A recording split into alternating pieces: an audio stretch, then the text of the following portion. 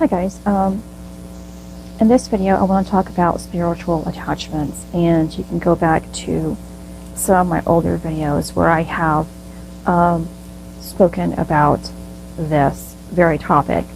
I try not to, again, speak about negative aspects of life, because when we are not ready to hear these, we take it in as a fear and a negative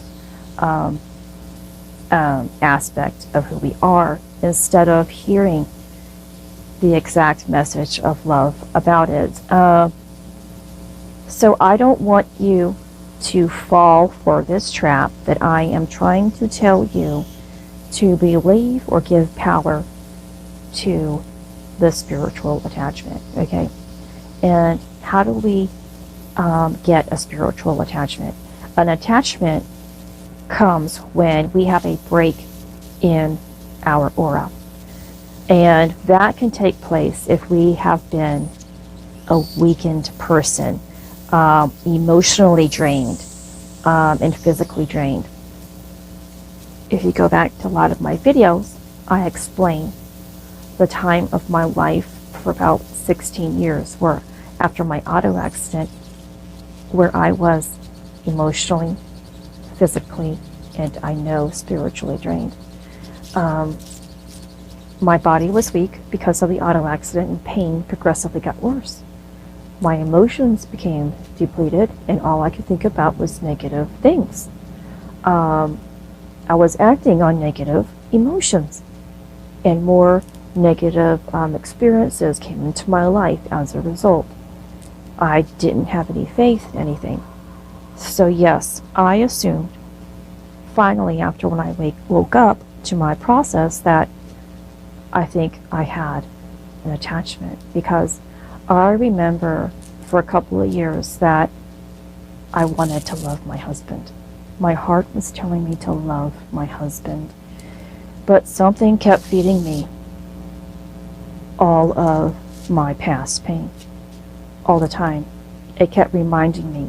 And there was at least a year, maybe even two, where I tried my hardest to not look at my husband. Because if I looked at my husband, I felt with my heart, and I would fall in love with him again. So I tried to keep that distance. And I also want you to think about that if you're going through your twin flame journey. Is there a time of separation? Is someone, you or your other counterpart, trying to separate? Watch for that. If they're trying to separate, I'm going to ask you to nurture with love, regardless of what they are taking place. See it as because they are feeling attacked here, spiritually. And that is the only way that we know we have been trained to believe the actions that we have to take is to separate, okay? Just allow it to be just that. And offer love, but still you have to reflect love, okay? In your journey, regardless of anything. You cannot change anything outside of you until it is within you. So the attachment comes when we have been weakened.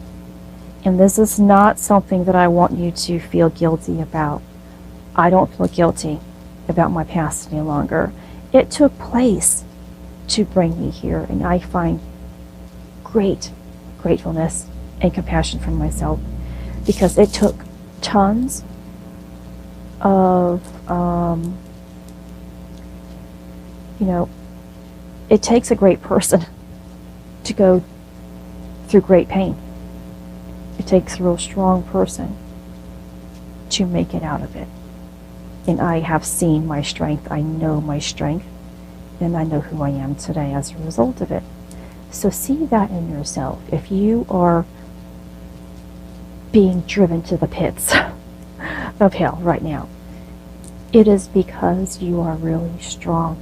But you just have this, if you want to say an attachment, by all means, you just have all of this lower energy floating around you. And you can get your way out of it, and you can heal not just yourself, but you can heal your aura, your spiritual self, and that's what your aura is, your spiritual self. And that's what I want you to always remember. That no matter what is taking place around you, or a negative attachment, whatever you want to call it, a spiritual attachment, negative occurrences, experiences, all of that is happening to allow you to have something different.